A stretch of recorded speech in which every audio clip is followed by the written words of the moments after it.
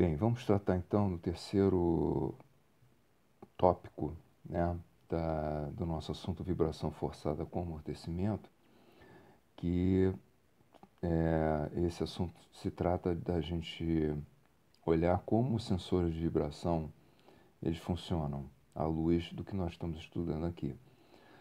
Então nós vamos dar uma olhada aqui como é o princípio de funcionamento de um sensor de vibração, né? Princípio de funcionamento esse baseado no movimento relativo, tá? Mas antes disso, vamos dar só uma recordada aqui em tudo que a gente viu até agora, na vibração forçada como um todo, né? Nós vimos então a vibração sem amortecimento, foi o tópico 1, né? E nós vimos os dois tipos de perturbação sobre o sistema, com a força aplicada ou com o movimento da base, ou seja, a força diretamente aplicada ou com o movimento da base. Tá? No primeiro caso, a gente chegava na relação do deslocamento máximo, né, é, em, em relação à deformação estática da mola, né? E essa relação ela vinha através dessa expressão aqui, 1 sobre 1 menos r ao quadrado, que é o fator de amplificação, né? Onde R é a razão das frequências, frequência da força, da perturbação e a frequência natural, e o ângulo de fase seria 0 ou 180, né? Ou seja, a relação de fase entre o, a, a, o movimento do corpo e a perturbação. No caso do movimento da base, a gente tinha a relação entre o movimento do sistema e o movimento da base, que era a mesma expressão, né?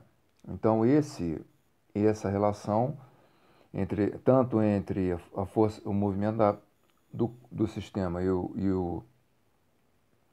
a deformação estática da mola, né? Quanto o movimento do sistema e o movimento da base, né? Eles se relacionavam pela mesma expressão, que chama-se fator de amplificação, certo? Bom, quando a gente colocou amortecimento, né, que foi o segundo tópico, o que aconteceu? A gente viu as duas situações, com a força aplicada e com o movimento da base.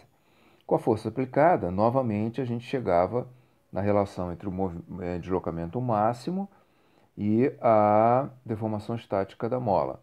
E essa relação, ela é complexa, né?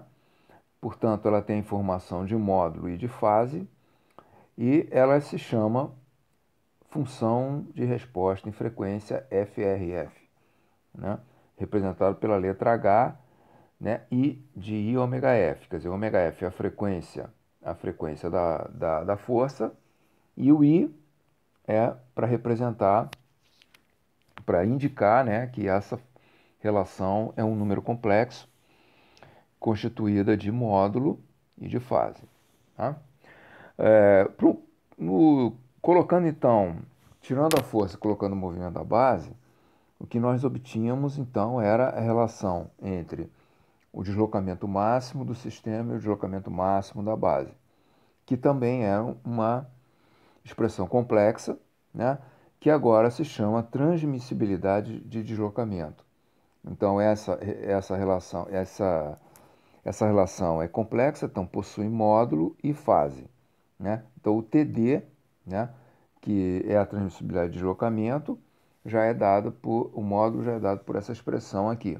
Então a diferença daqui, né, para cá, né, a diferença daqui para cá é o surgimento da, da influência do amortecimento, né, sobre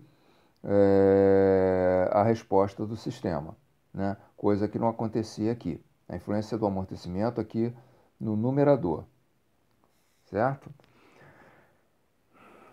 Bem,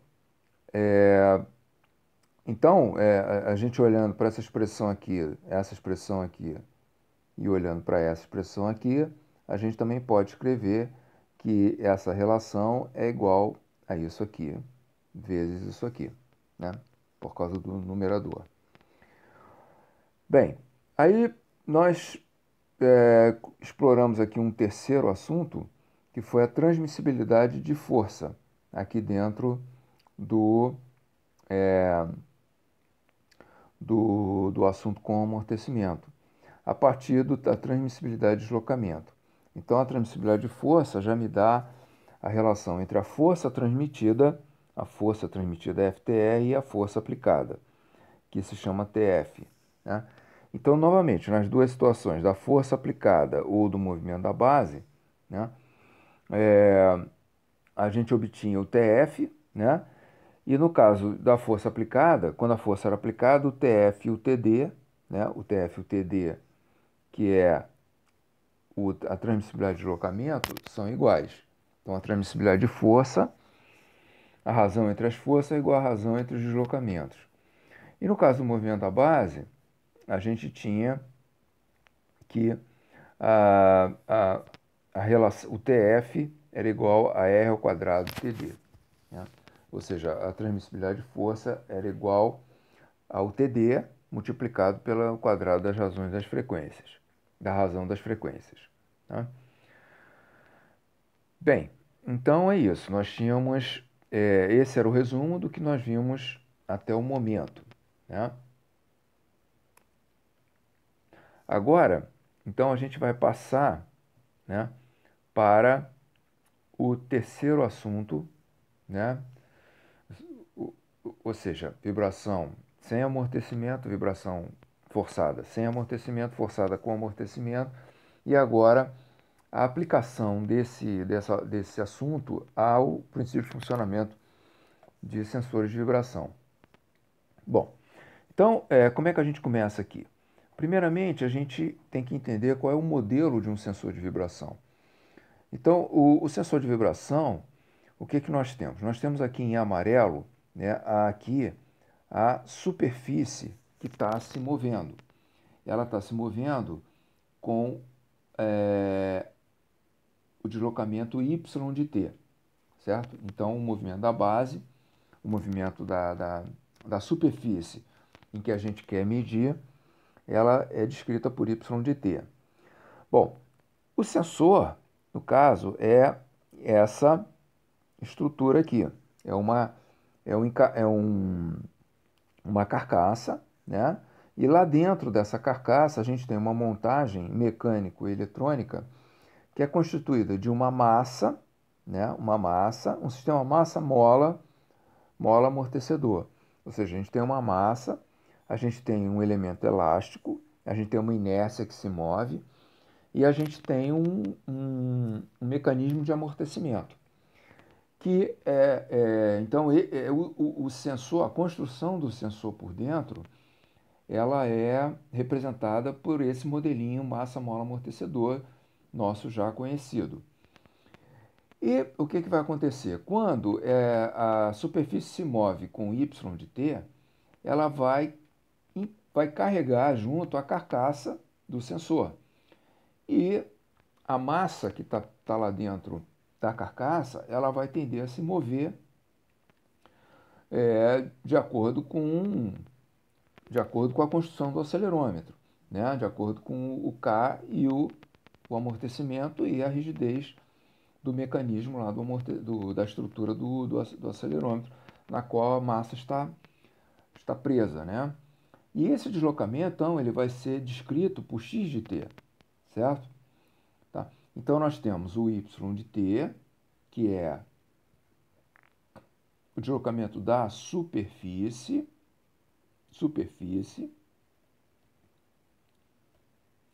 e nós temos o x de t, que é o deslocamento da massa do acelerômetro, tá?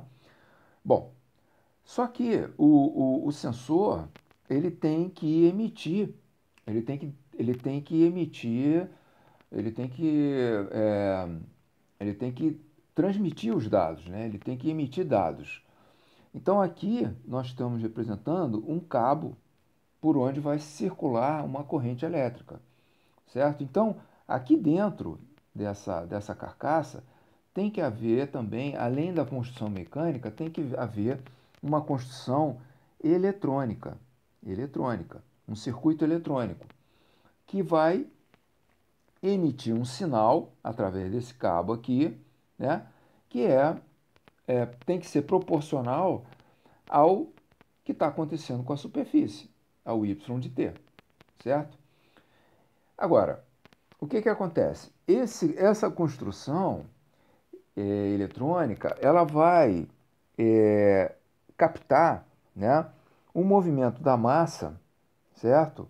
Em relação à carcaça do acelerômetro. Mas a carcaça do acelerômetro, ela também está se deslocando, né, com y. Então a massa se desloca com x em relação à carcaça e a carcaça se desloca com y em relação ao referencial inercial fora, né, que não esteja conectado na estrutura. Então a eletrônica vai captar, na verdade, é a diferença entre o deslocamento da massa e o deslocamento da carcaça, né? E essa diferença, ela vai receber o nome de z de t, já que nós já usamos x e y, e ela representa, o z de t representa o movimento, a vibração, melhor, né, relativa entre a massa do acelerômetro e a superfície. Ou seja, z de t é igual a x de t, o movimento da massa, menos o movimento da carcaça, da superfície, tá? Que é o movimento da carcaça, né? Então, mas no final das contas, o que a gente quer? A gente quer saber quanto é o y de t. Então a gente prende o sensor na carcaça da superfície que está vibrando, porque a gente quer saber como que essa superfície vibra. E o como que essa superfície vibra é descrito por y de t. Então, no final das contas, o que a gente quer saber é o y de t. Mas, para montarmos o nosso modelo matemático, a nossa equação de movimento, a gente vai trabalhar, então, com a z de t, que é o movimento relativo, para se chegar no y de t. Então, voltando aqui, né? Aqui, esses sinaizinhos aqui estão representando, né? Isso aqui, o que está saindo, esses gráficos, né? O que está saindo do sensor, que é o y de t, né? O que sai, o sinal elétrico que sai, ele é proporcional ao que está acontecendo com a superfície. E esse aqui é o espectro de frequência daquele sinal, certo? Então, a medição desejada é o y de t, o x de t é o movimento da massa suspensa no interior do sensor, e o x menos o y é o movimento relativo entre a massa e o sensor, entre a massa do sensor, né, e a superfície vibrando com y de t. Chamando essa diferença de z de t, temos então isso aqui, né? Ou seja, z de t igual a x menos y é o que o sensor sente, entre aspas, e com isso emite um sinal elétrico correspondente. Então, o que ele vai mandar é o z de t. Só que qual é a relação do z de t que ele vai mandar, né? Qual é a relação dele com o que eu quero saber, que é o y de t. É isso que eu quero saber. Mas o sensor tá medindo isso, está informando isso daqui. Então, eu tenho que ter a relação entre esses dois caras aqui para eu saber, então, quanto é y de t. Porque isso aqui é o que está sendo medido. Isso aqui eu tenho. Então, através de uma matemática, de uma expressão matemática, eu vou obter isso aqui, tá? Bem, então, como z de t é a diferença dos deslocamentos, o z ponto de t é a diferença entre as velocidades e o z dois pontos de t é a diferença entre as acelerações, tá? Bom, então, assim, entrando aqui um pouco na questão da construção do sensor, o que nós temos? Nós temos aqui as três grandezas as três grandezas cinemáticas, né? Deslocamento, velocidade e aceleração. Então isso quer dizer o seguinte, que nós podemos medir vibração em deslocamento, em velocidade ou em aceleração, tá? Ou seja, nós podemos ter sensores de deslocamento, de velocidade ou de aceleração.